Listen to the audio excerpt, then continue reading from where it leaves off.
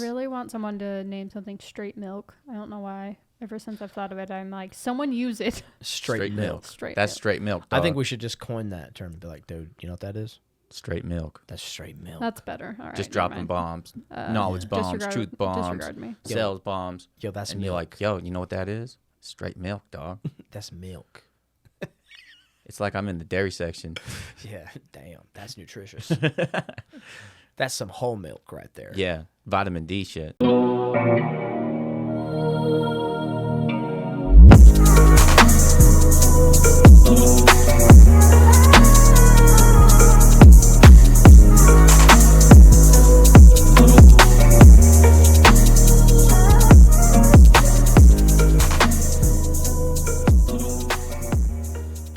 Hi, man. How are you? Good. Hey. How are you? Good. What? How are you?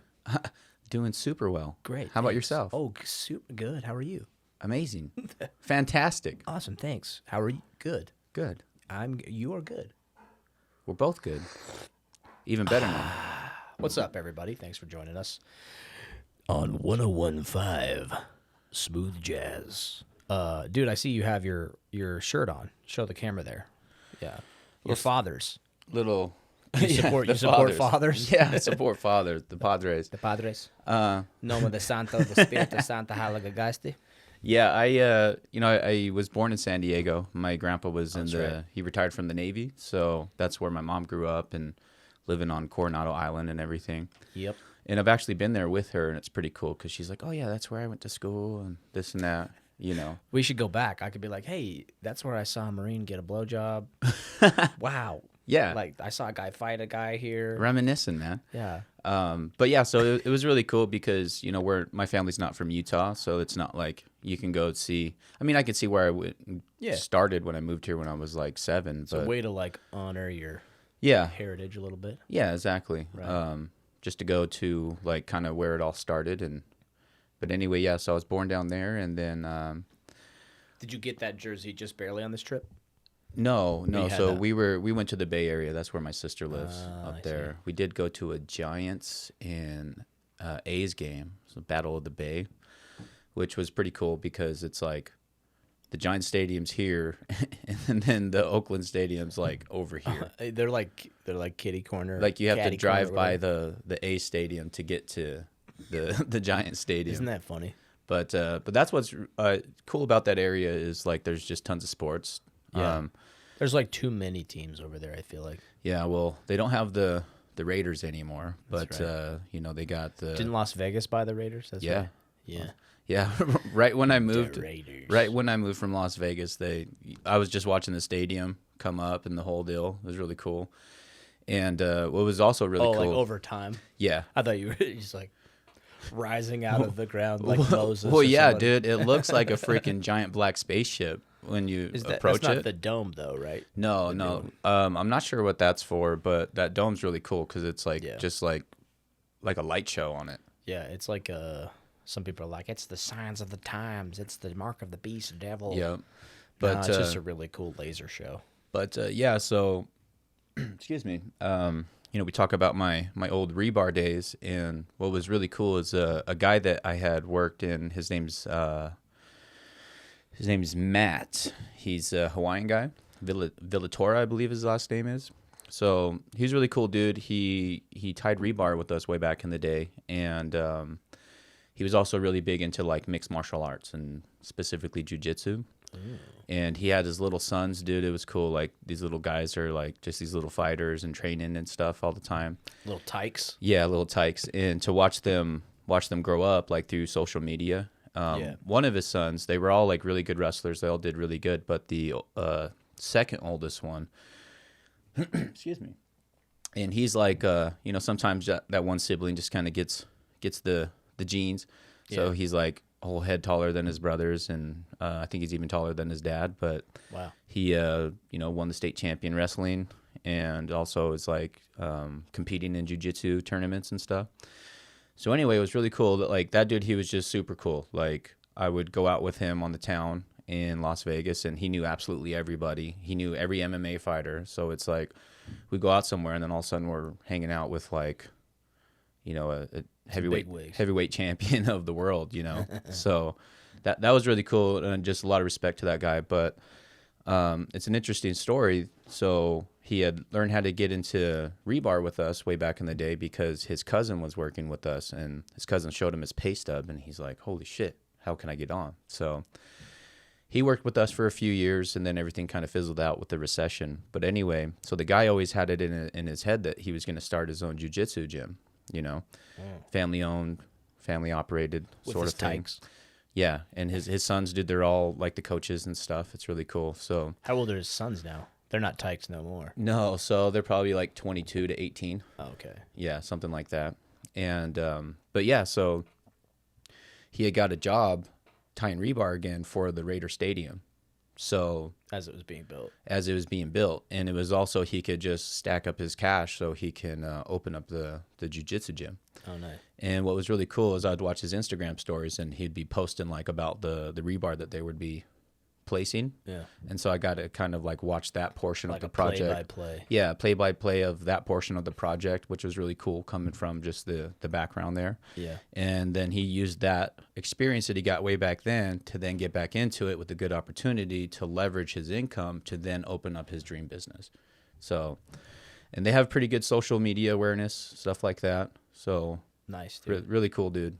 Yeah, really cool. What was it? That was who? What was his name? His name's Matthew Villiatora, I believe. Matthew. Yeah, so he's from Hawaii. There's a lot of Hawaiians down Oh, there dude, yeah, in a Las lot of- Vegas. Yeah, He probably knows BJ Penn, probably. yeah, Yeah. yeah. He You know BJ Penn's like in politics now yeah, over there? I think Yeah, I he's think like a senator or something. yeah. don't know. I He's forgot strung what it around. is, but yeah, he's getting into He's probably politics. like a king. Yeah, for sure. Yeah. Well, and back then that was like at BJ's heyday, so it's Yeah. like every chance like He's someone the Duke of Hawaii, yes, probably. someone got to talk about him that was like within that Hawaiian circle. They would be talking about him for sure. Oh, yeah, absolutely.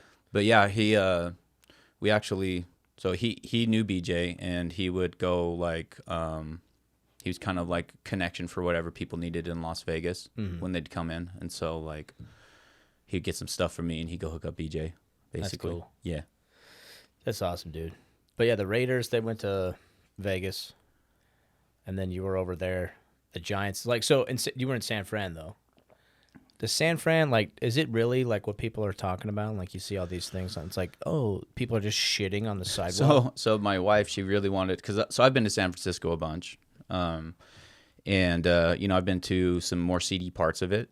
And yeah, you hear a lot on the, like, podcasts or whatever about how like Just shit everywhere. shit everywhere. Human turds. Human turds. And so my wife was like, "Yeah, I want to go visit San Francisco." I was like, "I don't know if you want to do that, baby.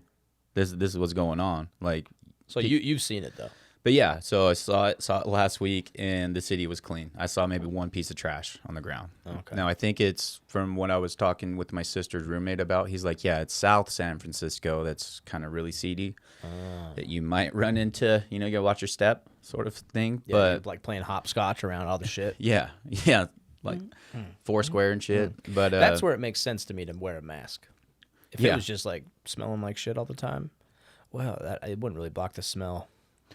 But so I'd do something. I'd probably just have nose plugs. yeah, and there was some Or I just wouldn't areas live in the Fisherman's Wharf that kind of stunk, but it's just because they're restaurants that have been there for like 100 years, and like yeah, I mean, a wharf. That word, it just sounds like it's gonna smell bad. yeah, and it wasn't Go down to every the area, wharf. but you get downwind from like where the restrooms are, and they're established restrooms that have been there for 100 years. Like it's gonna probably They stink a gotta little bit. like change the pipes out. Yeah, I mean, there's a lot of infrastructure in those cities too that are. I think they've like built over the top of them.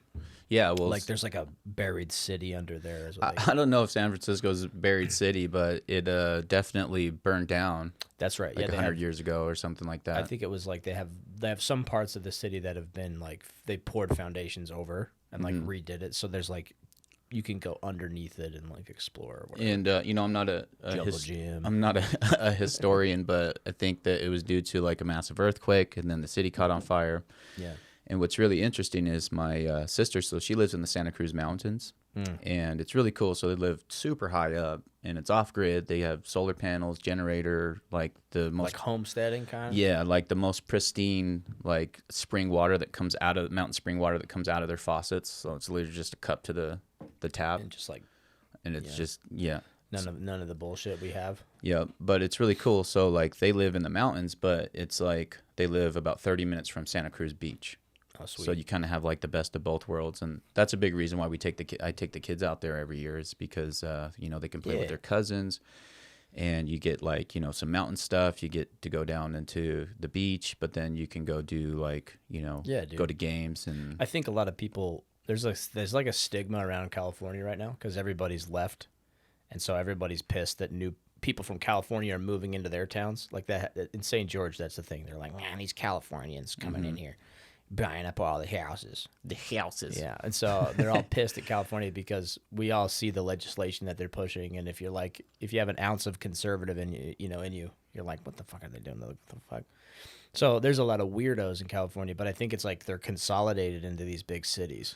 Yeah. So like outside of that, in the mountains of Santa Cruz is probably there's a some lot pretty of. I awesome mean, people. California has tons of farms, tons of country folk, cattle. tons of wilderness too. Yeah, tons of wilderness. So there's like different parts of it. You have Redwood like trees. you have like Northern California, which is its own thing. It should be its own state, really. And it's kind of like the wild, wild west. Like you can go up into the mountains, take a wrong turn, and maybe, never see it again. Yeah, get hemmed up by the O'Connell gang. Yep, get hemmed up. But yeah, then you have like Central California where you have like, obviously big cities right there, Oakland and San Jose and San Francisco. It's like a tri-city area. Mm-hmm. But then you can go out towards like, is it? Central Valley. So that's a little bit more not so green or anything like that. And then you have Southern California, and then like, LA is one thing, but San Diego is a completely different thing. Oh, yeah. San Diego, I would say, is a little bit more. I like San Diego. Yeah, it's beautiful. Well, because every time you land in San Diego Airport, I think if you look out the right side of the plane, you'll see literally like the rest of the runway, a chain link fence, and then you'll see Marine Corps Recruit Depot, San Diego, and it's like all those Spanish-looking buildings. Mm-hmm. They got like the tiled roofs and the curvature. It looks like España. España. It looks like architecture. Barcelona. Barcelona. But that is, you can see all the recruits out there, ducking and diving and doing push-ups, but And dodging. yeah, and dodging and weaving, Yep. bobbing, and that's where I was. And so every time you see a plane take off, you're like, God damn, I wish I was on that plane. You're like running, getting yelled at. So yeah, I just like look the other way when we land in San Diego. It's like, welcome to San Diego, and I'm like, gosh. You try to pick the side of the plane you sit on. But like I miss it though. Like you go my experiences in San Diego were only from the Marine Corps, with my Marine Corps goggles on. And so every time I'd go out in the town, I was just like trying to get away from other Marines. Like I'd see a high and tight haircut and somebody with like, just a little bit of dog tag showing. I'd be like, run away, get the fuck out of here. Just change direction real quick. Like, my weekend is ruined now. It's like, where else were we going to go, So But I went to Seaworld probably like 10 times. Oh, really? Just like, what else are Mormon kids going to do? By the way, I was, to give more context, I was Mormon. So like, I didn't drink, I didn't go to strip clubs, didn't do any of that, So it's like, what are me and two other Mormon dudes, like, what were we going to do? Like, we went to every movie, probably like 3 times. And then we like, one time we went and bought an Xbox, and then we set it up in the hotel lobby we were staying at, just so we could play the new Call of Duty. And it was cool because it came out and you were playing as Marines, and we were like in infantry school, so we thought we were the coolest. You guys were like sitting there yelling in the lobby. We're like, no way, this is like exactly what we do. And we were like way pumped. So we stayed up all night in the lobby, and the hotel staff got mad at us because we were playing Xbox. And then we would like return the Xbox the next day to the store. So that's what we did. We would go buy an Xbox from a different Walmart or whatever. Just so you can play it and go return it. Return it. We were crafty, but yeah, we went. Mormon Marines, like, well, they don't do anything. So it's like, stay on the base and just eat, or like they go to like SeaWorld. They're like, wow, Free Willy, whoa. Yeah, so I went to SeaWorld last year. It was the first time Is it kind of like dismal to you? Like, is it kind of like, I'm like, wow, cool, but then you're like, I feel bad for those animals. Do you ever feel that? Yeah, well, you see like a huge orca, like 30,000-pound Like animal. the apex predator. Yeah, like the baddest If you thing. know, like, Jared, if you guys, you're going to find out on this podcast, Jared is basically, you got like a bachelor's degree in zoology, probably. Like with all the zoo books you read. Yeah, I wouldn't say that, but you know, I've never been one to like, I don't know, I don't, when I watch TV, most of the time it's like a documentary. It's Discovery Channel. Yeah, ever since I was a little kid. Yeah, so it'd be Shark like Week. Animal Planet, Discovery Channel, just like National Geographic, whatever I could get my little hands on. But What was the zoo books, right? You read those? I didn't read a lot of zoo books, but I did. There's like some book you were This talking is something I don't talk about a lot. It's I used to get in a lot of trouble in 5th grade, just for whatever reason. And they made you read zoo books? No, but he had these animal cards. So basically, it was like instead of going to recess, if you got in trouble, you had to stay in you had to stay in the classroom, and they would have like an animal card. So it'd be like maybe a little like 4x6 card, and it'd have like a jaguar on it and like some information, and you'd have to copy that information, like write out what was on it. And I don't think I ever really learned anything from that. It was more just like, let me copy word for word, but it was just watching like the documentaries and stuff. Oh, okay. And, you know, summertime, what I used to do, and like, and my kids still do it, it's like just stay up later and later and later and sleep all day sort of thing. So I would stay up till like dawn every day just watching Animal Planet. So, you know, I was super interested in all of it. So I would just kind of retain like everything that I learned. And then I remember it was like 7th grade. They were like, okay, so what do you want to be when you grow up? I was like, you know, maybe a biologist or something. And then I was not about that school life. And so it's like, okay, well, let's do a little research and figure out like, you know, how you can become that. And I saw the schooling attached to it. And I was like, oh, right then and there, that's when I veered direction and really didn't have direction. I just knew that I didn't want to go to school. Maybe animals aren't that cool. Yeah. But what's funny is my... one of my best friends, he's the best man in my wedding. His name's Kelly Cox. Big shout out, Kelly Cox, if you ever listen to this. He used to call me, bro. It would be like just the most random times. He'd be at a party and it'd be like 2 a.m. And he'd ask you some trivia. He'd put me on the phone, like wake me up, and he's like, okay, well, tell me about a giraffe, or tell me about this, or he would ask like loaded questions. How does a giraffe's tongue work? Be like, well, let me tell you. Well, let me tell you. But actually, like, their tongues are super long, and they can, like, wrap around branches and stuff. And this is why. Yeah, I queued you up for that. Yeah. Will you hire your chair, Blake? I kind of like it like this. Okay, all right. Is that cool? Yeah. Do I look small? Do I look short? It looks like half of your body's missing, but that's okay if you want it that way. Maybe I am an amputee. I saw this video of Arnold Schwarzenegger today on Instagram. Just be like this. Hey, how's that look? And he's in his kitchen. He's got a cigar in his mouth, and then, and he's like sitting on his island in his kitchen, and he's basically got the splits going on. And he's like, you know, stretching is just as important as bodybuilding and this and that. And so he starts like, you know, like doing little stretches and going to his legs. And as the video progresses in the movements, you can tell there's something a little off. Yeah. It just looks kind of weird. And then so he finishes his stretches, and then he walks away, and the legs are just still sitting there on the counter. So he's just standing there with the legs like this. It was super funny, and he just walks away with a cigar. Yeah, stretching is so important.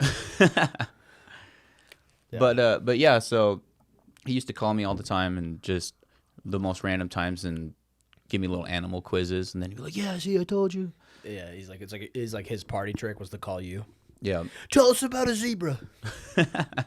You guys never believe this guy. He puts him on speakerphone in front of everybody. I can totally see it. Well, and he would ask me loaded questions because sometimes there would be like conflicting information, or maybe something that like people just expect, but it's like, you know, like the lion's the king of the jungle sort of thing. Well, they don't necessarily live in the jungle. Yeah, the king of the savannah. Yeah, the savannah. What a lot of people don't know, though, is that there are lions in India. Yeah. So lions... They're smaller, right? Yeah, so it's like, prospectively, you see a lion in Africa, you know, think of Mufasa. Mm-hmm. You see a lion in India, think of Scar. Yeah. They're Yeah, just they're like tattered and ragged, right? yeah. They look like they're like you bought a lion off of Wish.com. Yeah, it's a Wish.com line for sure.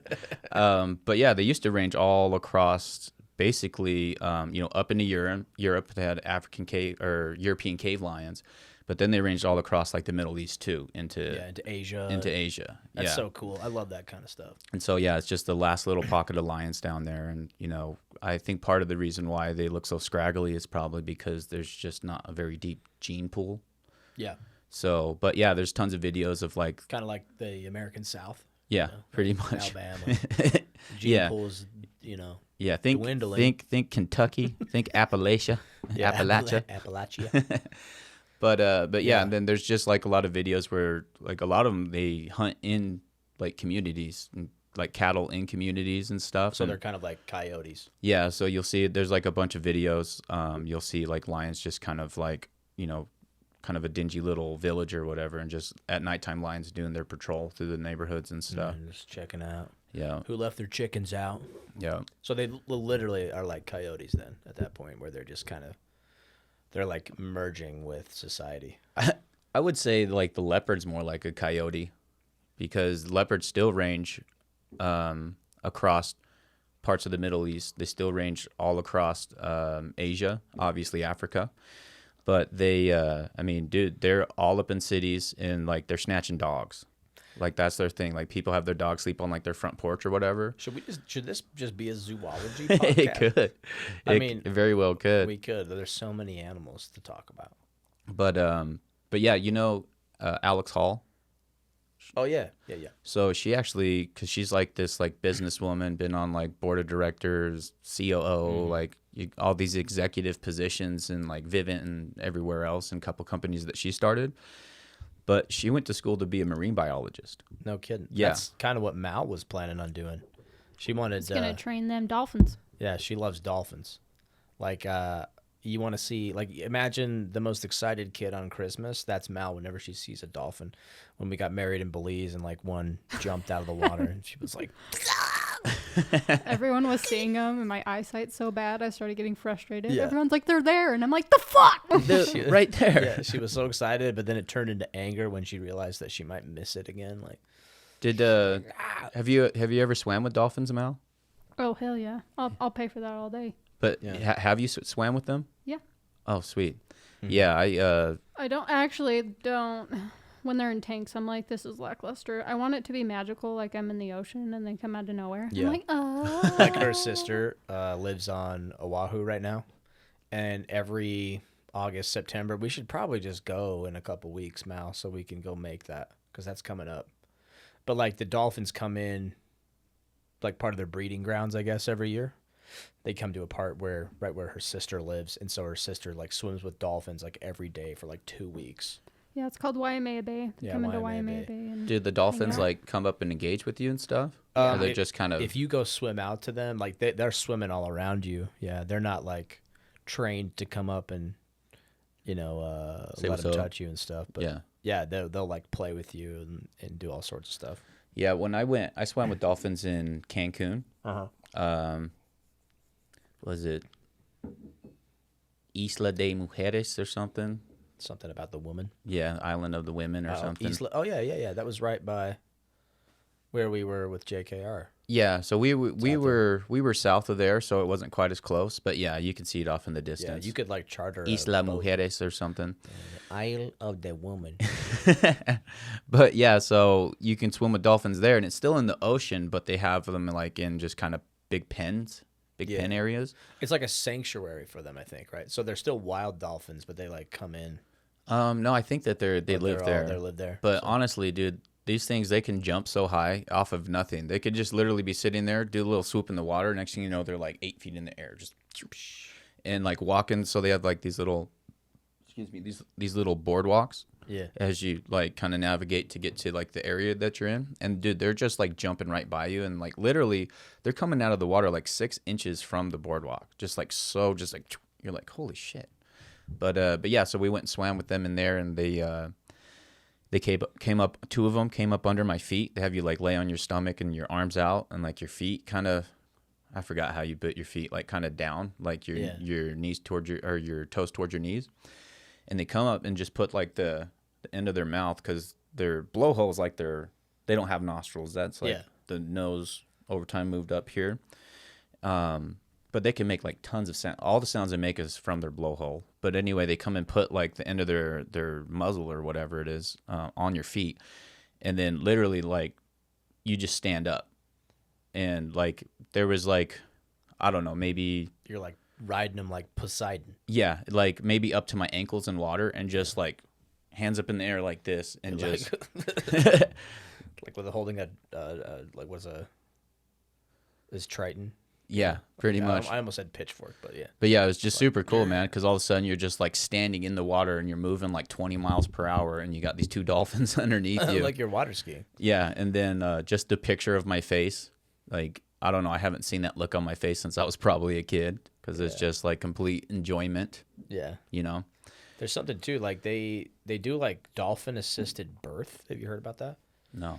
Because the frequencies that dolphins will like give off in the water, they know when a human woman is pregnant and about to give birth. Like they assist the birth, and it's like painless, and like there's tons of research on it. Like people go pay tons of money to have a dolphin assisted birth, and there's like there's some evidence, and like I don't think there's enough, but they claim that like the frequencies from the dolphin, like it interacts with the child in a way, and those children grow up to become more intelligent and more like emotionally connected with the world, and blah blah blah. And blah, sometimes they just make like dolphin sounds. Yeah, they're just like That's their first word. Yeah. Like they're in the middle of like baseball practice. It's like, you know, whatever. But yeah, like it's to the point where I was telling you earlier, my wife right now, she's in Miami with her family. Oh yeah. And so like we're having like these serious conversations. I'm like, hold up, baby, hold up. She's like, what? I'm like, get me a picture of an alligator. She's like, oh, okay, I'll try. They said that they have alligators over here and stuff. So anyway, the next night we have another conversation, and we're talking about this and that. And I'm like, hold up, hey, where's my picture of my alligator at? And then she's like, I'll get you one. And so today she went to the zoo, and I get this picture, and I'm looking at it. I'm like, call her. I'm like, I thought I told you, send me a picture of an alligator. She's like, I did. I'm like, that's a crocodile. Okay. Okay, get it right. Yeah. And then I told her, I'm like, okay, so let me tell you the difference between an alligator and a crocodile. Okay. She's like, okay. I'm like, all right, so an alligator, we'll see you later. A crocodile, you'll see in a while. And she's like, what? Because she's from Ecuador, and so, so English is her first language. It's her second language. She's doing really well at it, but just like a lot of the little play on words and just stupid jokes that I have, they don't really land so well. And she's like, you are no comedian. I'm like, yes, I'm the funniest. Dude, I laughed a lot. There was times like in our sales meetings where like only you and I would laugh. You'd say something and be like, and everybody else is like, continue. What? And there's a lot of situations where like I say stuff, and maybe it's just because like just a lot of times I'm more serious than not. And so I'll say something, and it's like also a lot of times it may be like a couple levels above like where we're thinking, where I just kind of tie some stuff together and then make a comment. And usually it just kind of over people's heads, but sometimes, and you're one of those guys, and Patrick, if you know Patrick. Yeah, Patrick will laugh. I would love to have Patrick on here, because for whatever reason, I think it's because I know he understands my sense of humor. Yeah. Or maybe it's just because he just laughs at everything I say, because maybe he's just being nice. But I feel like I'm my funniest with Patrick for whatever reason, because he's just teed up, and when you have an audience. I know the stuff that's gonna make him laugh, and so I'm just always putting it together for him. It's funny. Yeah, Pat. I miss Pat. Patty McDougal. Patty. Let's get him on here. Patty the Batty. Patty the Batty. Yeah, that's his name. We're trying to get nicknames for everybody, like mostly directors, it seems like, but you know, for the guys. I remember what he called me. We were gonna put it on T-shirts, but I was gonna call him Patty McDougal. Yeah, so he's Patty the Batty. Andres, he's the top G. We have this new guy, Zach, who's been doing great, and all his deals are just big. I don't think I've ever seen him close anything less than like $22,000. Yeah, he's closing $47,000 deals, just like 30 something like every other day. Sometimes like 3 in a day. And so anyway, his name's the Big Deal.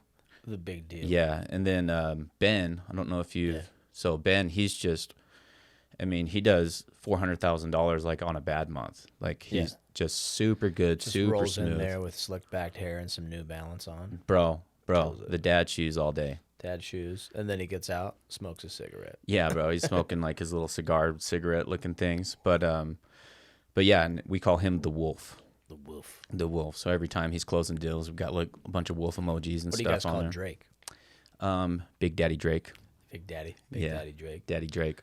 And then Obi-Wan Kenobi. Obi-Wan. Obi-Wan Kenobi, excuse me. Yeah, sorry. But yeah, and I don't really have, I mean, obviously they J-Rod. call me J-Rod, and then Jeff calls me the General sometimes, but The General. yeah. I don't even know what my name was when I was there. Blaque Norteño. That was Blaque Norteños. When Blake calls me, he's like, "What's up, Jerry?" Every time. I'm like, I don't "Hola, know. Blaque." Yeah, I don't know why. I think me, you, and Obi, you guys speak Spanish, and I don't. And then we have Andreas, who obviously is Mexicano. So I feel left out. So I think to feel more included, I always be like, "Orale, güey, what up?"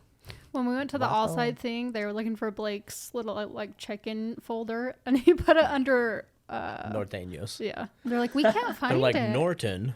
Yeah, Not on here. and I'm Blake's like, oh shit, I I'm think like, try Norteños, and they're like, oh yeah, here you are. And what was that story when you went out to lunch with Obi, and they asked your name, and you gave like Oh yeah. Cornelius or something? Yeah, so me and Obi went to it was like Einstein Bros Bagel or whatever. And he ordered and then left, and then I ordered, and I was like, oh, this will make Obi laugh. So they're like, what's your name for your order? And I'm like, I looked him dead in the eye. I'm like, Cornelius. And they looked at me, and I'm like, and then I had to like try and spell it for them, and I was like, anyway, I made it. I got it. And so they and then I go back, and me and Obi we're just chatting, waiting for our orders, and he's like, oh man, I should have told him something funny, like Cornelius. And I'm like, you just wait, sir. And I started like chuckling. He's like, what? I'm like, just wait, just wait. I didn't give him any more hints, so he's like, what are you talking about? And then they called my order, and they're like, Cornelius, and he just he's like busting up. So we're like on the same page. He's like, oh man, I forgot to give him some weird name. But that's been my go-to, like every time. Like, what's your order? You know, and I'm like, Cornelius every time. Cornelius. Yeah, I need to come up with something because when they ask my name in an order, I say Jared, and I hard D on the Jared, but then I have to spell it out too, because if I don't, they're just like Jerry, and I'm like, excuse me. And I'll hold off for a second, and I know it's for me, but maybe if there's another Jerry, but there's not a lot of dudes named Jerry these days. I'm like, yeah, okay, give me that thing. Yeah. Walk out. What would be like a unique name that you would use? I don't know. I like Romulus. Romulus. Yeah, Romulus is a good one. I'm thinking of like Rick and Morty names though, but everybody knows those. So Romulus is good. And honestly, Remus? honestly, Obi. I mean, his name's Obadiah. Obadiah. I mean, that works. People think their porn is like, what's your name? Obadiah. And he's like all tatted out. Obadiah Lemuel. What's his last? Lamar. Longoria. Longoria is his last name. Yeah, so Cornelius is my go-to. Paddington. That would be one. Cornelius Paddington, and I could just see Reginald. Reginald, and I could just see like a picture of you, like beard and all, and like Civil War. Yeah, it like slowly zooms in, like the documentary zoom in, and it's like zooming in, like Colonel Reginald Paddington Cornelius. At your service. He was a fine man who died in the Battle of Waterloo. I don't know. But yeah, Blake, I wanted to ask you, so I've obviously heard like your story leading up to the military. I know that you went on a mission, but I've never heard like how that transitioned from the military to the mission. Would you be able to explain that a little bit for me? Sure. Thank you for asking. Like transitioning, like how? Like, what was the thought process behind that? Like, because I know How'd you you transition? Yeah. I mean, did you have like hormone blockers? Yeah. And like, how did that work? Like that? Nice. No. Yeah, it was interesting, man. So growing up, Mormon is always a hoot.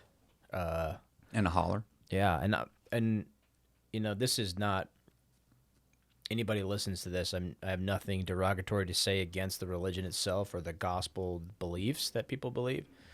But yeah, I was very much in a bubble as far as culture goes, and so I really can't look back and decide like that I did that out of my own fruition or free will. Like I wanted to do that, but I wanted to do it for the wrong reasons. I wanted validation and, you know, be praised from my family. I wanted to set the bar for all of my siblings. I was the oldest out of my family. I'm also the oldest grandchild on both sides. Mm-hmm. So there was just a ton of pressure for me to go. But yeah, I joined the military first, and not many people know you can get a religious deferment, right, in your paperwork and be guaranteed that 2-year religious deferring so you can go serve a church mission. I think that's the only real religion that really does that is the LDS faith. So is that something you put into your initial documents when getting in? Okay. Yeah. So that was kind of part of the plan. Yeah. And so I joined, and you have to go into the reserves in order to even do a deferment, because they don't want to put somebody in an active duty unit and then have to retrain, sort them around, and move them around. So you go into the reserves, you do your boot camp and any training that you would do afterwards. So I was infantry, and then I was slated to go into Fox Company out of Salt Lake City. Shout out to them boys. But yeah, so I did that. Went to boot camp, School of Infantry, and then went right on a mission into Germany for the LDS Church. And it was a trip, dude. It was weird but that was like the thought process. Oh, we got dogs in the studio. It's all good. We got them puppers in here. Y'all know I like animals.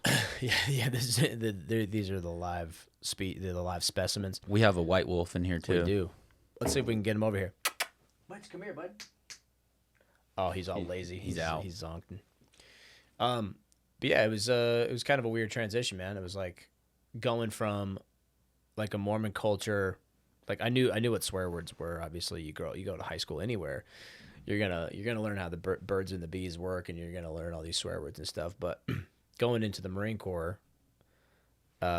with no context like that, like, you know, I heard the F word more in like the first 30 minutes I was there than I'd ever heard in my whole life.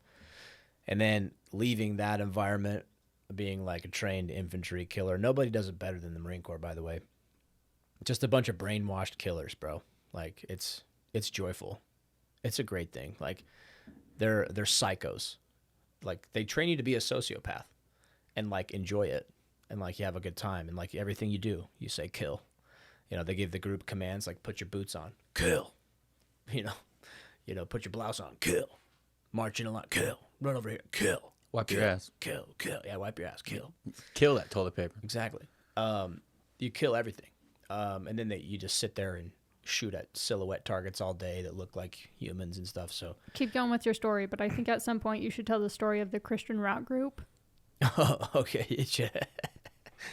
So on that note, like, you know, we've been brainwashed. Like we're about 3 months in. Boot camp's only about 3 months, so we're about 2.5 months in, and we were doing some field exercises, and we were just covered in grime and muck.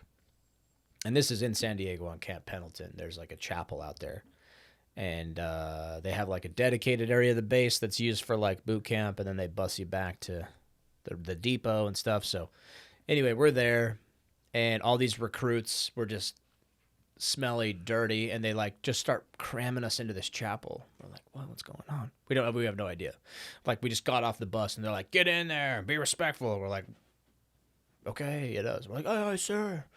And they get inside there, yeah. And if somebody does something well at boot camp, they say, hey, give him one.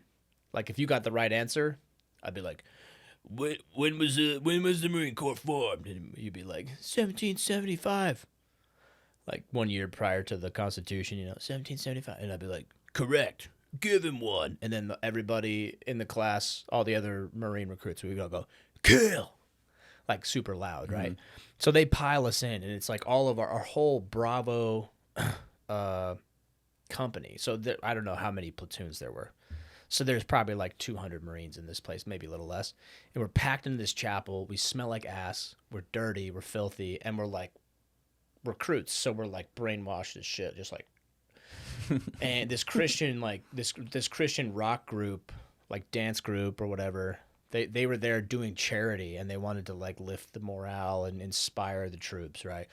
And so our battalion commander comes up there and he's like, all right, these kind of guys are going to perform for you. It's going to be great. And so they get up there and they're like kids bopping it, like, boom, boom, Jesus, yeah. And we're getting into it. We're like, yeah. You know, and we're like, we realize that there's no drill instructors in here. There's just a couple other Marines. Like, they specifically pulled the drill instructors back so we could be like, unwind a little bit, because we were only going to do it for like an hour or two. And they're all like, kids bopping their asses off up there. It was great. It was a great performance. And like, this is the first time in more than 2 months that I'd seen like an attractive female in jeans, like shapely clothes. Because everybody on a Marine Corps base, especially the boot camp, like they're either like over the age of 60 and they look like a babushka, or they're like literally they are retarded. Like they have Down syndrome, like serving you your food. It's like all like guys that are deeply on the spectrum. They do a great job. They're fucking awesome, but they're just like, are you good? that's they feed the recruits at the recruit depot. So you're like, corn, please. He's like, carrots. You're like, the fuck? Okay, all right, cool. So you keep going. So anyway, we hadn't seen like an actual female for like 2.5 months, you know, and like our hormones and testosterone is raging, you know, like we get in fights with each other all the time.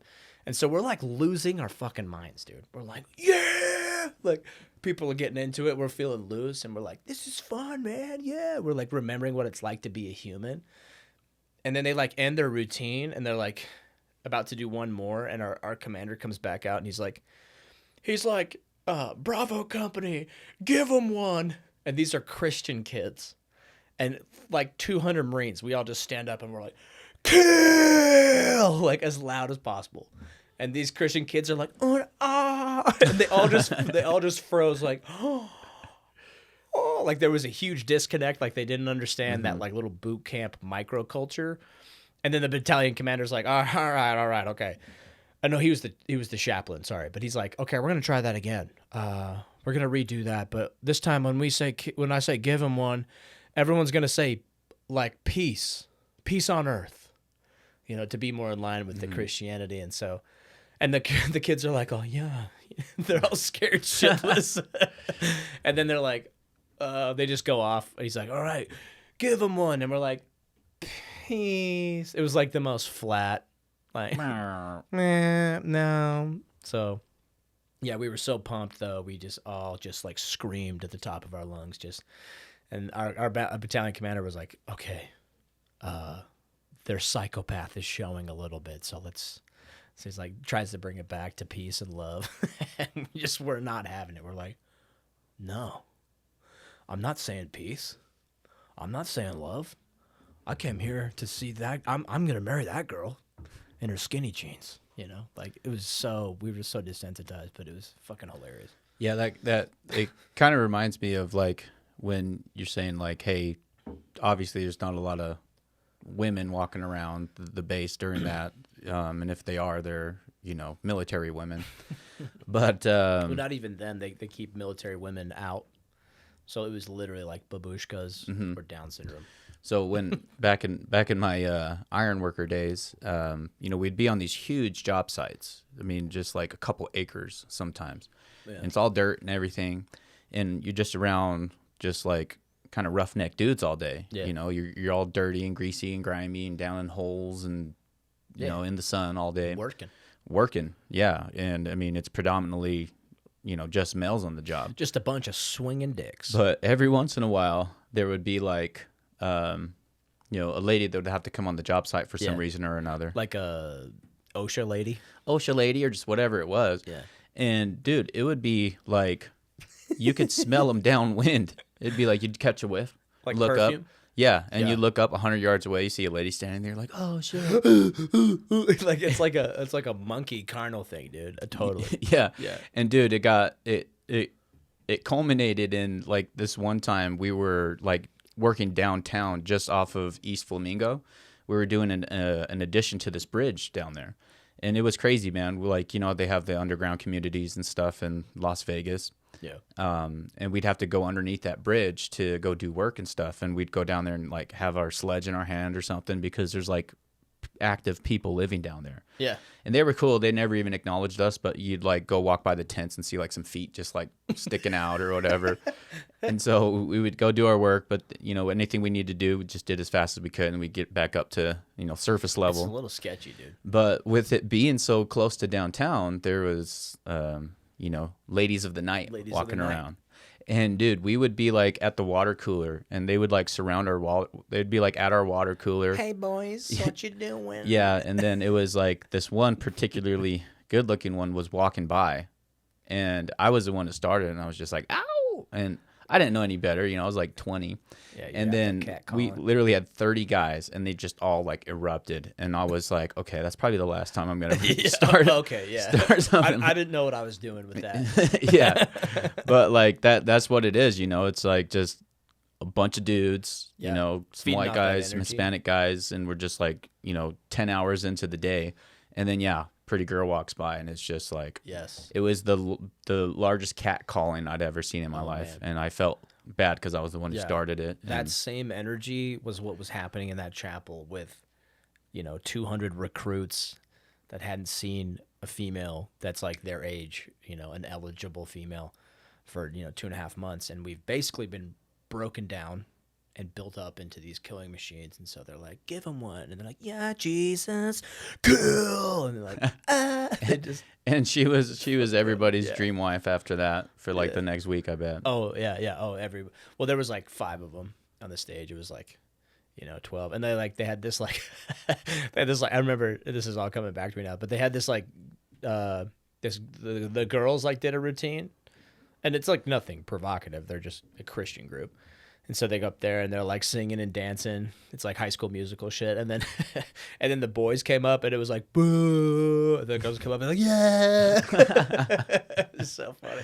It's crazy the way you can sway energy in that place. Oh, dude, totally. And yeah, I think it was more they were trying to help us, but we scarred them for life, kind of thing. That's the humor in it. But then later, fast forward, I'm like a couple months later, I'm at the School of Infantry, and we had a lot more freedom. Zelda, you got to leave those lights alone. She chases shadows like crazy. But we were at the School of Infantry, and there was this college group. They were there doing some study, I don't know. And so they're at the combat school, and we're hiking back from the fields, kind of the same scenario. We're like just covered in mud. Our faces are all painted, you know, because we were out there doing training and tactical stuff. And there's like our platoon's coming back, and we're hiking up the last 500 meters to our barracks, and we're just dead tired. And then this like group of college kids, there's probably 12 of them. And I think it was like some sociology kind of thing. Mm-hmm. And I don't know what they were doing. Well, college age girls. And like every Marine just starts standing taller, you know, like, it's amazing the energy you can get, or so, even in the gym. Yeah. So I think like a platoon was out in front of us, and then our platoon's walking by, and me being the ass clown that I am, I just like ran out. I like left the formation and like moved out 10 yards to the side, and I just like walked by them all, and I was like, all right, high fives, yeah. And so all these college kids are like trying to move their clipboards, and they're like high-fiving me, wiping their hand yeah, off like from the gross. ground. And like some of them wouldn't even like, they're like, only like 2 of them, but like there was like one dude in there, he's like, hell yeah. Yeah, give me some skin. And then but I didn't realize that everybody behind me, like the rest of the platoon, had all followed me. So they're just like, so it was like end of a baseball game or something. Yeah, we're like, good game, yeah. So anybody that followed me, I like look back, and like anybody that high-fived me was now like slaved to the rest of like, you know, 2 more platoons worth of Marines. That's like, hey, yeah, high five, yeah. They're like, so they're like, oh, I did it to one Marine. I have to give all of these Marines high fives, and they're like, but the tour is moving, and like, what do I do? Like, you can just see the conflict on them. Just silly stuff like that, man. But it was like everybody, you know, when you see a cute girl around, you just start, like we just posture up a little bit. And, like, you know, you get a little bit more courage. Like, we were dead tired, you know? And then all of a sudden, like, you know, the hormones just inject that, like, I don't know what it was. But it was like I had so much energy all of a sudden. little testosterone. Yeah, just the fact that there was like girls watching us. And it was cool because like you never get any validation on those bases. There's nobody around. Nobody's watching you. Nobody's giving you a pat on the back. You know, you only get that if you call home and your parents actually give a shit, which mine didn't. They were just like, cool, when are you coming home? Yeah, so when you going on your mission? Yeah, but like seeing all the families at boot camp and like meeting their families and they're like so proud of their son. My family's just kind of like, this has nothing to do with the gospel. We don't even know why we're here. You know, it's like so weird. The only my grandpa though was a serviceman in the Coast Guard, and it like changed his life, and he's like a multimillionaire just because of like the discipline he learned. He talks about it, and he came to my boot camp graduation, and he like we got out to the car, and we were dismissed from the base, and I'm going home for leave, and he like hands me a Glock like as a gift, and that Glock I still have it. It's like one of my most prized possessions was from him, and so he was the only one who like really got it. But the rest of my family, they didn't really care about the military. They just saw it as a thing that got in the way of me potentially going on an LDS mission. So to get back to your question, it was weird as shit, dude. You go from that, it's like this same level. It's like on the same spectrum of like discipline. Like you have religious purity discipline over here, just like zealotry, and then you have the same. It's on the same spectrum of lunacy. But over here, it's like just this military sociopathic discipline of like infantry and combat mindset and like everything. But it was weird going out of like the barracks and the bunk beds that I slept on, going into the Mormon Missionary Training Center. They used the same sheets, the same bunk beds, the same wool blankets, just a different color.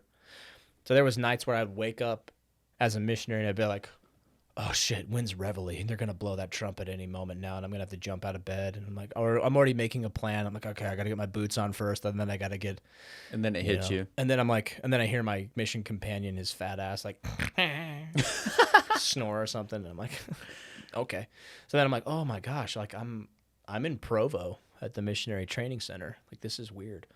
So it was like, it served me well. Like, same spectrum. I'm like, this level of discipline. Skills and yeah. But like habits that you'd already had. Exactly. But I went with growing with these recruits and becoming Marines, and we were all very capable. Well, debatable. We were usually capable.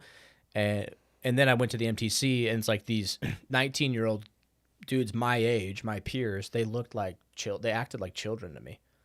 It's like they couldn't get up on time, they couldn't tie a tie, they couldn't iron their shirt, they couldn't be effective at all. It was just like I was babysitting, and that's kind of was the theme of my whole Mormon mission, dude. I was just babysitting kids, like because I could whip people into shape. My mission president like sent me to all these shitty missionaries to fix them, and so they'd come, live with me and be my companion for 2 months or whatever it was, and 6 weeks I think it was it's called a cycle. Every 6 weeks it's like they measure it's like a section of your mission. So they 6 weeks, every 6 weeks, every 6 weeks. So you do like zone conference trainings, and you do all these things, and then you get new companions every 6 months or 6 weeks. But sometimes you stick together. So I was with some companions for like, 3 or 4 cycles. But they'd stick me with these. So you guys' the cycles would get synced up? Yeah, we'd have synced cycles. Yeah, nice. That's when we really started grooving. But yeah, it was weird, dude. But served me well, and I just felt like it was a waste of time. Like I learned German, I had a great experience out there, but all of my friends were like deployed to Iraq without me, and I got shit for going, I got shit for coming back, I got shit for not being there, I got shit for everything I did. I was just a piece of shit because I went on my mission and stuff, and it's kind of like what it means to be a man. It's like, you get so many pressures and responsibilities, and it's just like you can't make everybody happy, and trying to do so like makes it even worse. Yeah. The more you try, like the more you lose yourself, and this as well. We've talked about this at length, but like the more you try to like do stuff for other people, especially at a younger age, the Mormon culture, dude, just made me a validation addict. I was praised for anything good I did. I was shamed for anything that wasn't up to their standards. So I didn't even know like who I was, who was Blake. I don't know. Well, I liked these certain things, and like I had like a little bit of like, I like to skateboard and I like the color green and like, like I knew those things, but I was like, who was I really, you know? And yeah, the military definitely helped me find that, like what was I capable of. And then yeah, but I wasn't thinking for myself, I was just that's a good way to put it, dude. It's like you're just young men especially, there's so much expected of them. Depending on the culture, and they don't always. A lot of young men don't rise up to anything these days. So I commend anybody that's done military or missions or done something for themselves, or like you, just slaving away at a great job, like diving into a bunch of responsibility, obviously for a good pay or good wage. Still, it's worth its weight in gold. Like you've said before, that was like your crucible that kind of shaped who you'd be. And that's kind of what the mission and the military was for me. And but yeah, I think it was a waste of time. I remember sitting at the School of Infantry, and I had already had a mission call to go serve in Germany with the LDS Church, and it was kind of cool. I opened that mission call on the third deck of the barracks with my two Mormon buddies next to me, and I read it over speakerphone to my family, and it was kind of a cool moment. But then later on, like 2 days later, they were handing out this roster to all the infantry Marines. And it's like, hey, we got this like awesome speech from some reconnaissance Marine. It was sugar coated, right? But he's basically saying, if you think you got what it takes, come across the street. You'll graduate here, come right across the street, and start your special forces training with Marine Force Recon. And that was like what I wanted to do. That was like the whole goal. Like I wanted a career, I wanted all that. And I remember holding that roster, and they got mad at me because I was holding it too long. But I'm having this like inner conflict, this is what I want to do. Like I could sign up now, I could do all this. But in the back of my mind, it was like, no, you need to go on a mission because your uncles and your dad will think you're a piece of shit if you don't go. And you're the oldest grandson, and you'll ruin the legacy, and no one will ever think you're worth anything. And then you won't be able to get a wife in Mormonville if you don't go on a mission, So I resent that now because I can look back at it and be like, damn it. So anyway, I just went on a different path, but I was so reluctant to let that sheet go.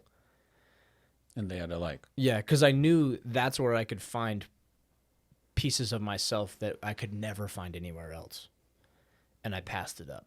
So that's like my one regret in life, is that I didn't have the balls or the courage to like do what was true to my nature. Like that was my calling. Like people talk about like religious, spiritual experiences. The only one I ever had was when I prayed and got like a confirmation from God, which now I can put the correct labels on it. I think it was, I just felt my true self resonate with what I should truly do.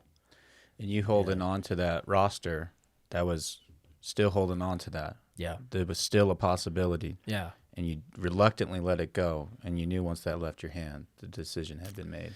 Yeah, I knew it would be different because I was choosing to go down, like here I have chosen the path to join the military and do it my way. And I thought I'd already like chose my path, but that was the path. It was like, do I stay in, or do I serve what I'd like to do with my life, or do I keep serving? Because if I didn't do that, I would go on a mission. I would probably get married, and I would probably have a life in the Mormon, and I'd have kids, and I'd do exactly what my family wanted me to do. Rinse and repeat. Yeah. And if I chose that, then I would go seek the life of adventure that I wanted, and I would fulfill the calling that I knew would resonate with me the most. And ultimately, I still was able to go down some of those avenues, but it took a way different form, and I just slopped through other people's expectations in the coming years because I chose the easy path. I mean, going special forces versus going on a Mormon mission, there's absolutely no comparison. And nothing pisses me off more than when an unlearned Mormon missionary, returned missionary guy talks about his time being similar to the military. They're kind of on the same spectrum of expectation and discipline, but that's about it. It's like the lifestyle is so much harder in the military. And anybody that's done both will tell you that too. Well, you don't go in the military typically and gain a bunch of weight like you can on a Mormon mission. And that's exactly what I did. I went to Germany. I gained like 30 pounds from all the pastries. Mm-hmm. My apartment was right above a bakery in one area. Oh. It's like, oh, some fresh brötchen. And that's just like, strudel? yeah, just the smell of it. Oh, every morning we'd be down there like we'd go grab stuff and come back and study. So something that really interests me about, preparing for a mission is the language aspect of it. Yeah. So, and I don't have a lot of context on like what it looks like to actually learn a language that quickly and get out and like immerse yourself in a culture. Like, so how does that look? It's like knocking doors, bro. The people that are timid and scared and they find it hard, it's in their head. Because the best way to learn a language is to go out and speak it. And other cultures and languages are very, very forgiving if you're trying to speak their language, but the Germans are not. They're very hypercritical. But it's almost in a good way. Germans are not, see? Yeah. Figure. But they're very critical. They're very proud of their language. Like, they don't say, I speak German. They say, I'm able to German. Like, it's a skill. I'm a Germaner. Yeah, I'm a Berliner. But they don't say, I speak German. So if you go to a German and you're like, ich spreche Deutsch. Like, I speak German. They're like, no, you don't. They're like, okay, cool. No, you don't. But if I say, ich kann Deutsch, like, I'm able to Deutsch, I'm able to German, they're like, okay.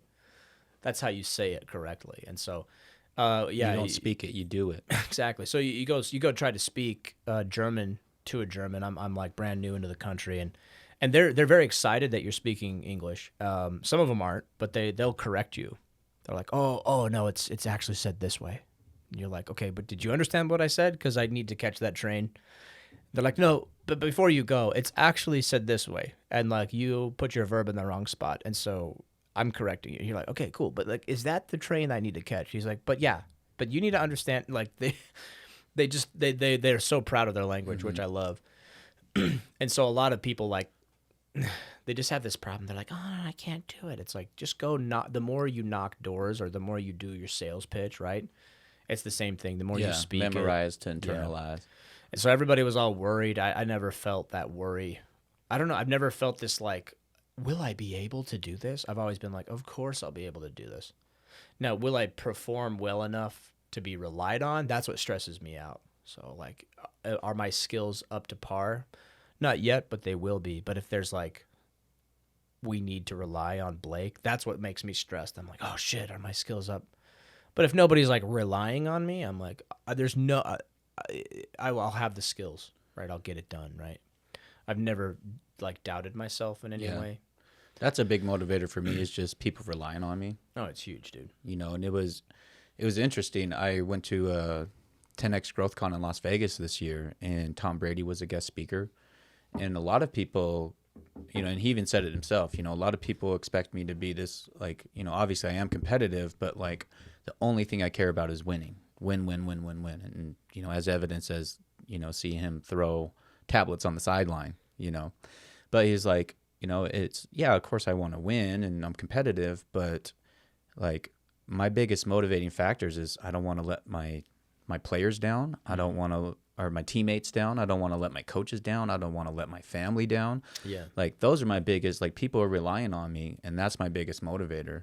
And I really identified with that, because it's like, I think part of the reason why I take on a lot of responsibility is because I guess that's just naturally like who I am, like having people rely on me. Yeah. And it's a huge motivator for me too. It's like, feeling like death trying to wake up in the morning. It's like, okay, well, maybe I can miss this and miss this and miss that. And, there has been mornings that, I've dealt with enough health issues to kind of know where that line is.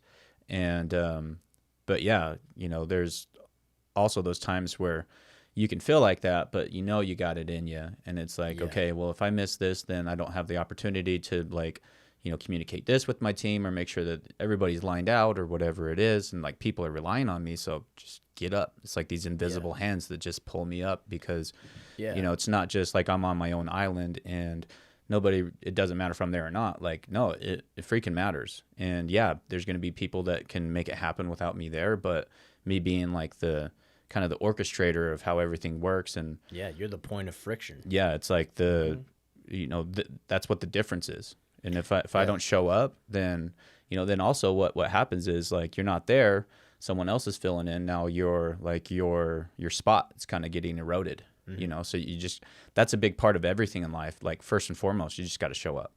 Absolutely.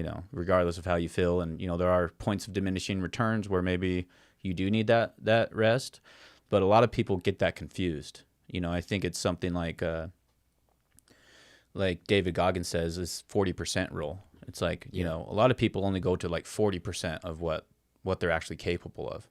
Yep. And it's like figuring out how to show up, how to push past what that 40% is to really get in and start maximizing what it is that you're doing. And a lot of people, maybe in today's day and age culture, it's like instant gratification for stuff. And they don't realize what it means to show up consistently and how that compounds over time. Like consistency, it ultimately compounds.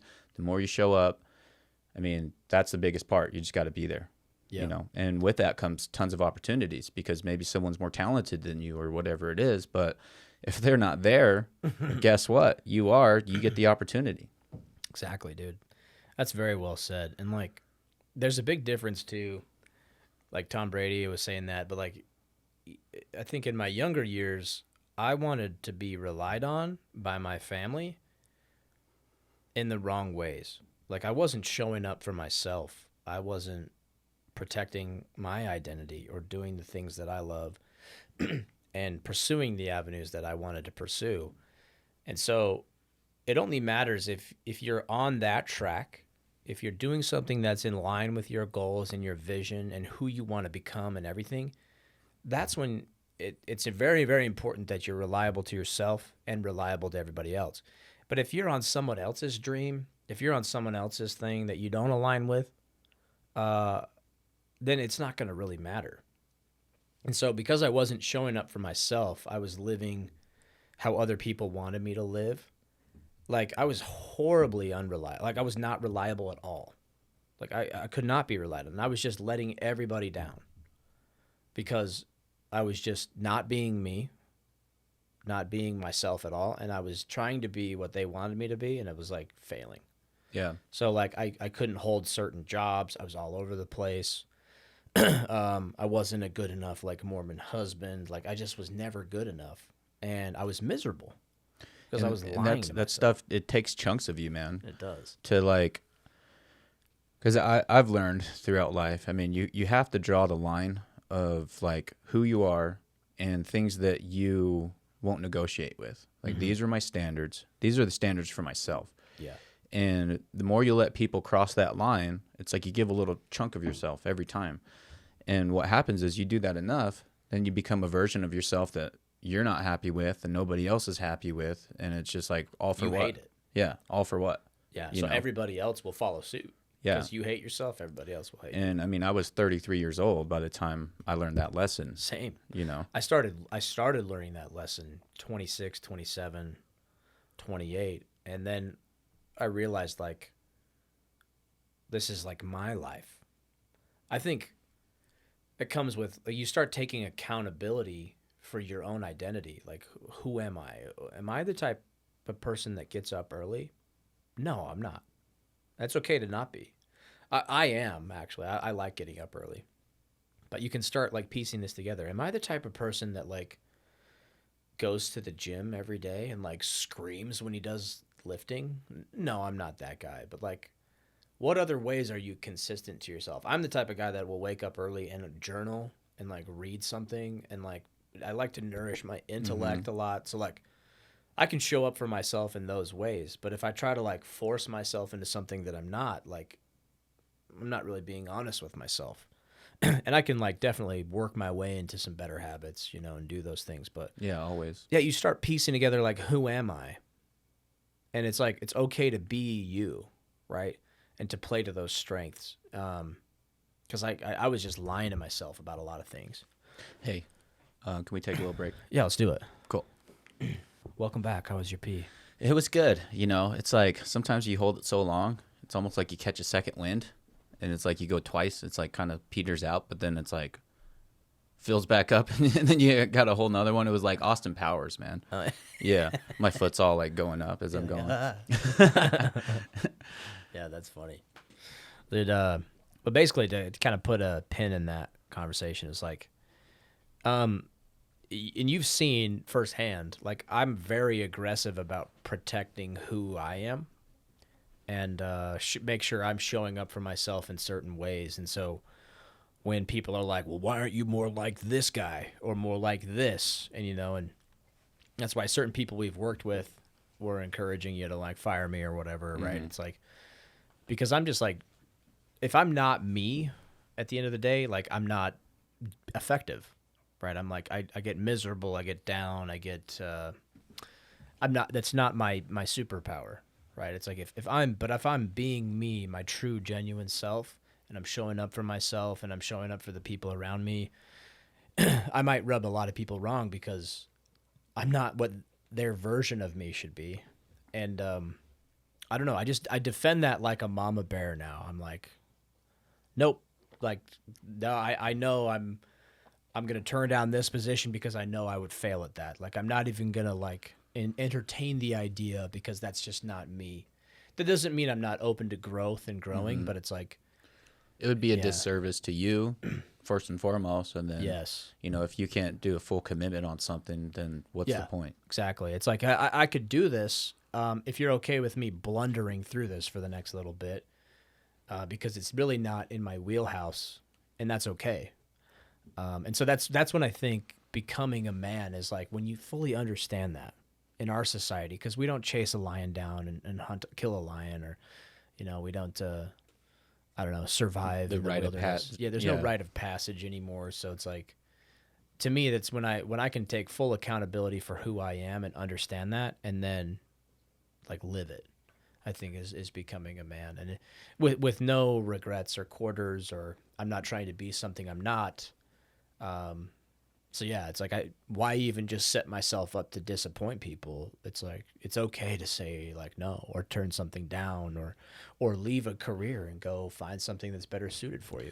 Well, and the thing is, people are drawn to authenticity as well. Yes. So it's like, especially in the day and age we live in, where you can have a podcast or social media or whatever it is, and really like maximize what it is that you do and your authentic self, and people are drawn to authenticity. Exactly. I think that's why like, people are drawn to certain singers or whatever it is, like artists. I never paid attention to Jelly Roll, but he what? he got on the Joe Rogan podcast, and he's like, he used to be a rapper. Now he's more like doing country and stuff like that. But it's like, as you kind of understand who he is, and then listen to the music and like the authenticity behind it, because I guess, and this is really bad on me, but like he's a big guy, like really big guy. And just like not having any context or anything about him, I was just like, oh, well, because I'd heard about him for people. Oh, yeah, I heard this Jelly Roll song. And I just was never interested. And, bad on me, absolutely. But then just to hear like who he is and then listen to his music and tie that together, it doesn't matter who you are, what you look like, or whatever it is, just being your authentic self, like that's what people are drawn to these days, because there's so many superficial aspects of life, especially within social media.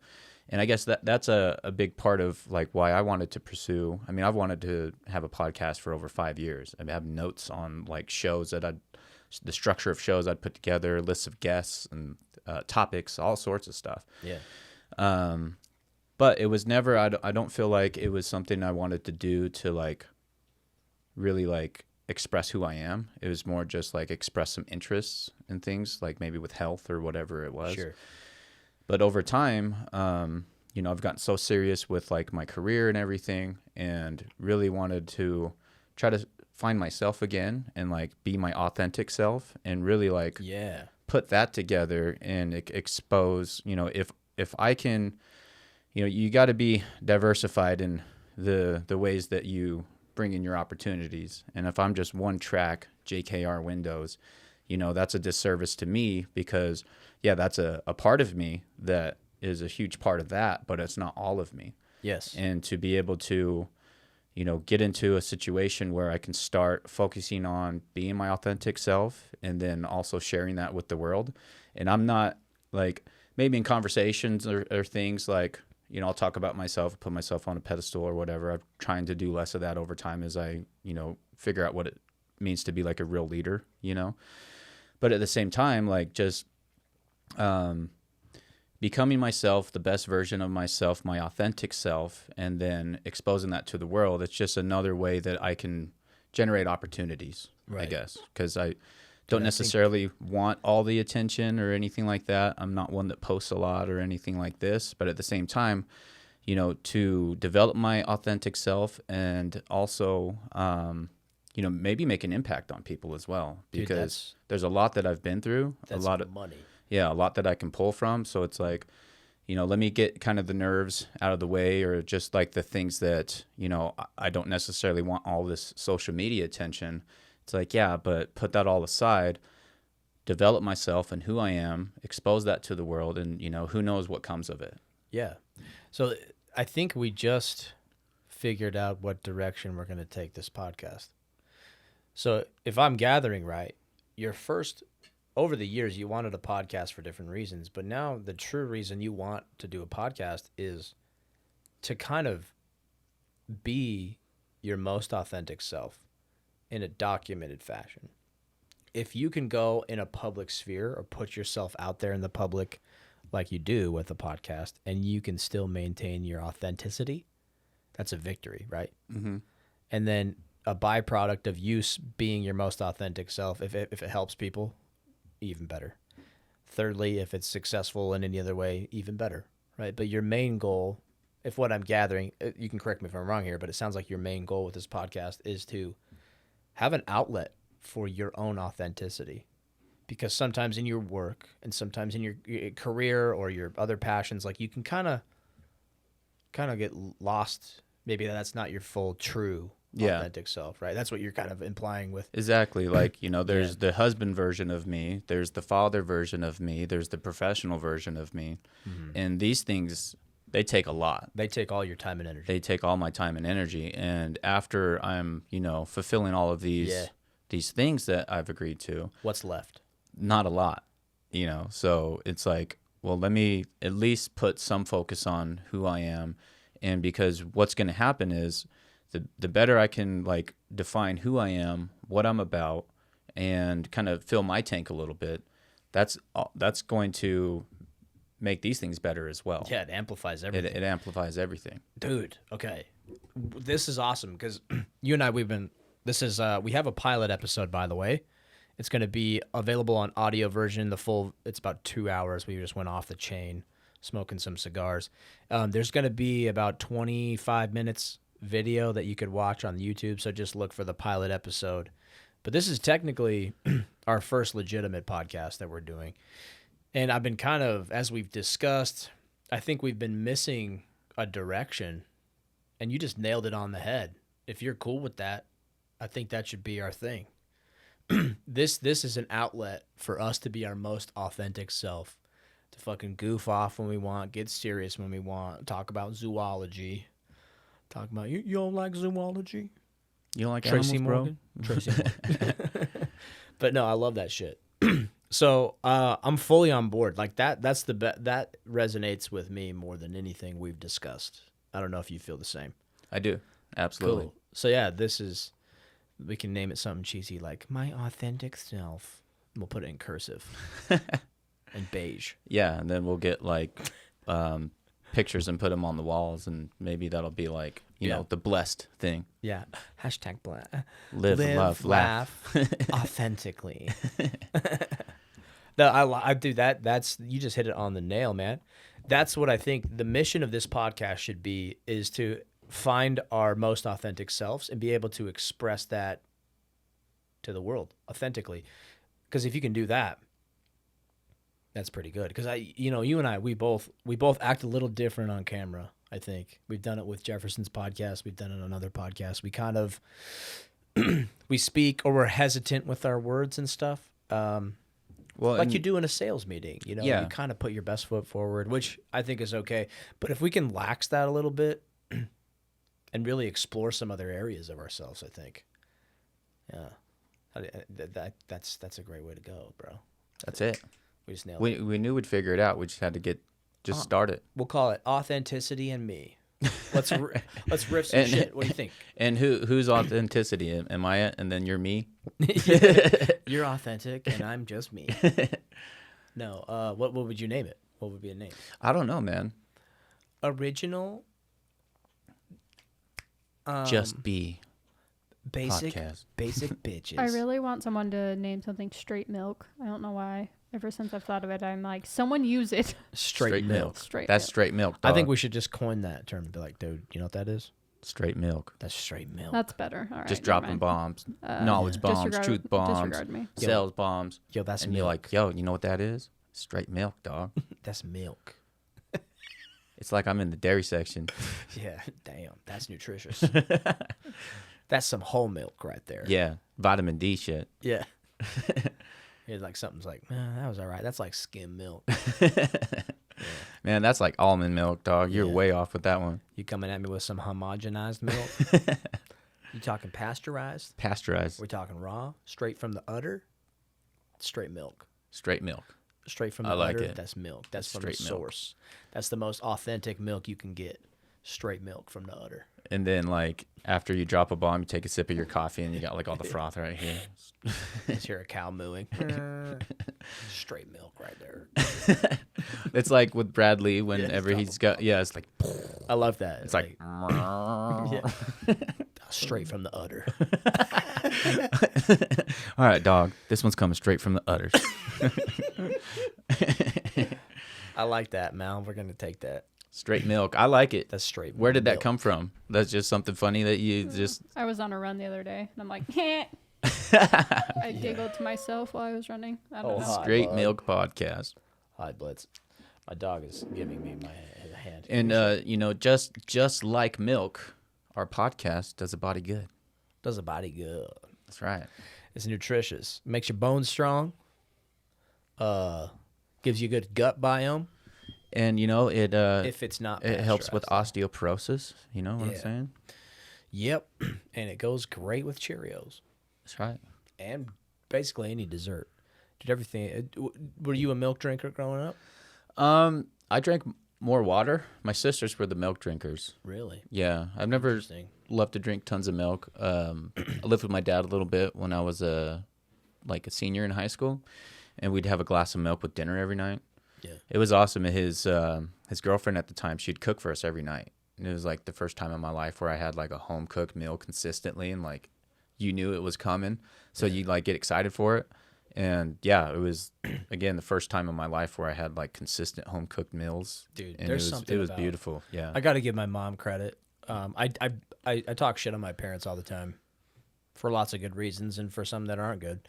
But my mom was an excellent homemaker, and she went out of her way just to like make these home cooked meals that we enjoyed multiple times a week. And there's something about a home cooked meal; it just brings people together.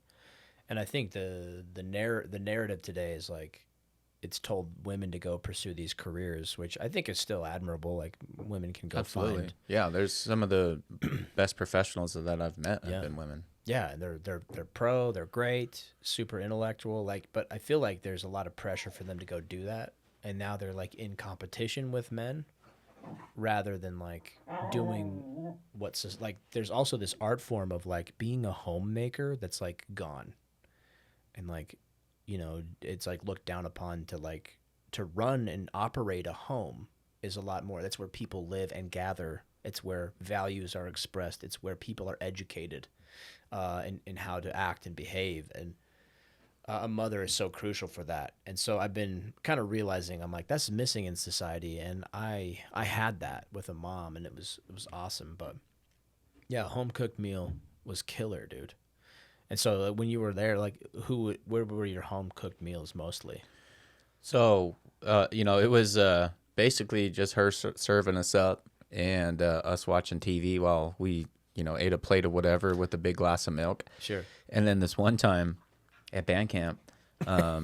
So this one time, my dad and I were sitting there, we're eating steak, and he's like, he's not much of a chewer, and he starts choking, and he's like, and they have to like get behind him and like do a Heimlich thing and save his life, and like she was like, "What? You don't like my cooking?" And it's like, "No, he was choking on it. It was so good, he was choking it down." No amount of good cooking can go in your lungs. Yeah. No matter how good your A food. big old chunk of steak. Yeah. But yeah, I'll always remember that because that was like the first time in my life having like consistent meals, and then like a couple weeks into it, my dad's choking, and I'm like saving his life. My dogs are telling us we've been in here for a while, which we have, but dude, I feel good about this. I'd like to go into depth because we did it on the pilot episode, but I'd like to do it in a more official capacity next recording. And let's dive into our stories. Like, what makes us in line with this authenticity? We can kind of analyze why we are certain ways, why we've become these ways, and what was advantageous and what was negative about it, what kind of habits we had to shed. Because, like, a lot of people are in these, like, programmed modes, right? Like, we're told to act a certain way, do certain things, blah, blah, fall in line. And I think a lot of people are missing that authenticity, right? And we've uncovered quite a bit of our authenticity, but it's like, I think it's a continual journey. We're kind of discovering who we are. What's our most authentic self? So it's going to be like a little bit, if you agree with this, like a little bit of self-help, a little bit of like, how to become the best version of yourself. But I think there's a couple philosophers and stuff that talk about like the only version of yourself is the one that's like right now.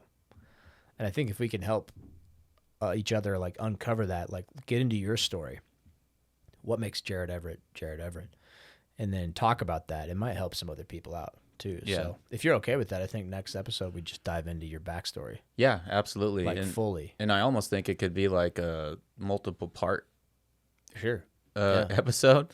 Yeah. Just because there's like the child version, how that transitioned into like we talked about on the pilot episode with how I kind of came around with sports and how that really kind of like we could do like your early life, teens, and then adult life, and then obviously like having children and having a severe disease and all that I worked through for that. I mean, we could have a whole podcast just about that, but same thing for you as well. It's kind of like a multifaceted like sections of our life, and maybe let's do that then. Like, I'm gonna prepare some like damn good questions, and we'll dive into the early life of Jared Everett, and then we'll just record whatever. But like, let's interview each other. Yeah, to find out how we found our most authentic self thus far, and maybe we haven't. Yeah, I know. Maybe we're still working on it. Yeah, that's part of this. The idea behind this is so I can start developing that. Straight milk, dog. That's milk. Straight milk. Because younger, I was, we'll wrap it up soon, but I had to transition from being like, I would say more like artistic. So I grew up drawing a ton. Like by the time I was 11, I could do like lifelike portraits of people, and that was just like a huge focus of mine. And I mean, even during school, I'd be scribbling and tagging and drawing pictures all over all my assignments instead of actually doing the assignments. Yeah. And I had an English teacher who was just like, she was just awesome. And she would give me like extra credit based off of all the drawings that I'd put on my assignments, Yeah. So that you had like a big creative spark. Yeah, a big creative spark. Does that kind of get squashed as life well, goes then on? also... I I got into like, making music and writing and rapping and stuff. So like my whole thing was like, I was super big into hip hop. So whether I would be like busting tags or writing raps or, freestyling or whatever it was. Straight from the udder. Like that's where J-Rod came from. Straight milk. Like that's what they called me back then. And, but then, as, responsibilities came into play, being a family man and having all these kids and everything, 3 kids in 3 years, I pretty much had to kind of leave that stuff behind and turn into like this more analytical type of like... Yeah, results driven, right? You're like that's where like the responsibilities of manhood are thrust on you, like providing, shaping up your life. Yeah, so it's more artistic, free living, whatever, do whatever I want, and then it transitioned to being like super analytical, super just disciplined, super like like militant. Exactly. Yeah. And Dude, what's nice is, sorry, just let me finish the thought. Oh, What's sorry. nice is I'm glad that I have both sides of those, and what I'm looking to do is kind of reinvigorate some of the old artistic like artistry stuff of Get me, back because to your roots. because that's who I am. Like that was absolutely. my natural self. It wasn't like the conditioned your inclination was like expressing creativity. Yep. Dude, I already have like 30 questions, which I'll save for the next time, but that'll be a good one. Let's talk about that. But then also, have you heard of a thing called A Human Design? Or The Human Design? Mal knows, but Yeah, a human design. we should do that. It takes, we can pull it up. It takes super quick. Next episode, we'll start with that, and then we'll understand your human designs, a little bit of zodiac, a little bit of astrology, all sorts of stuff. I've never been into that stuff, and then I had my human design done, and it like blew my mind. I was in tears understanding like the way they describe my personality type and everything. Like it gets down to the nitty gritty, bro. And all they do is like you put your birthday and some basic info. Like Yeah, there was this I was birthday like, book that I used to have, and I never been like big I into love that book. astrology or whatever, but on my specific day, like it was so crazy, the information on there, even the health information. Yeah. It was like to the T. to the T. And it was like, you have turbulent energy and you have to be careful for one, injuring yourself and also injuring other people. Ooh. And I've broken like 7 different people's bones, not intentionally, just whether it's like roughhousing in sports or whatever. Yeah. But also, and it was like, be very particular about your ankles. And for the most part, that's where my injuries have been. I broke my left ankle twice, torn ligaments in both. And there was a point where my right ankle was like, step off a curb, that thing would buckle. And yeah. So it was bad. And then it also, it said, look out for pulmonary embolisms. Whoa. Yeah. And I was like, man, I would like, how would that even happen? And what was so interesting was, as I was going through all the health problems I was going through for a while, that it started kind of like, that thought started coming into my head, and I'd push it out because I didn't want to like manifest anything, Yeah. But it was like, that makes sense, because if that were to happen, I could see that happening. And then I ended up with pulmonary emboli, which is multiple pulmonary embolisms, literally hacking up blood. Yeah, dude. And so it was just like crazy how like that's an episode specific that shit was. Because I've had pulmonary emboli. It's not good, but no. So but let's dive into that, dude. Like I think if we are going to explore our most authentic self, that's where we should start. And so you interview me, I'll interview you. And then let's pull up that kind of astrology stuff so people know that we ain't just talking. Like this is straight milk from the udder. Straight milk, dog. Straight milk. Milk. Squirt, squirt. But yeah, dude, I think that's this is our episode number 1. First one of many, brother. Yeah. Do you guys feel the power with that? Power. Straight milk. I don't know if we'll latch onto that, just like, you do to the teat of the udder. You latch onto it. But anything else you got to say? Any outros? What's our outro? If you're a person that's interested in exploring yourself and watching people explore themselves and figure out who they are as men, as individuals, as human beings. If you like watching men explore themselves. Yes, and each other. This is the place. But, you and I come from very diverse backgrounds in terms of like professional things, personal things, family structure. We'll get into, even talk about selves, stuff like this. Blake and I have both a lot of experience with sales training. But yeah, so if you're just kind of into getting a little silly sometimes and learning some stuff, and also kind of like understanding like where Blake and I come from and where we're going, and if you want to be a part of it, tune in. Yeah, we'll have guests on here too. Oh yeah, we're gonna have some awesome guests. And that's a great little niche, I think, is to really explore that. I think a lot of people, especially in the self-help world, dude, it's like be this way, do this, you know. Like people joke about it, like I woke up at 4:30 in the morning, you know, sell your car. Yeah, I woke up at 4 a.m., eat 8 raw eggs, go back to bed, but lay awake until 4:15, you know. Get up, go to the gym until you bleed out your nose, and then go buy. There's one I watched. He's like invest in Apple, make $40K. You know, like then like every hour he's like make $40,000, make $40,000. It's so funny. Yeah, sell your company, make $40,000. But anyway, there's a lot of convolution around that. It's like you should be a certain way, you should do a certain thing, but people don't understand. Like it's a buffet you can just pick and choose from, and it's like, why don't you find your most authentic self? Who's going to be true to you? There's a lot of tools out there, like the birthday book, the human design, and everything we can really kind of exploit and kind of look into. So, but I think that's it, dog. I think we should go smoke cigars. Let's do it. Yeah, light them up. Straight milk. Straight milk. Milk and cigars.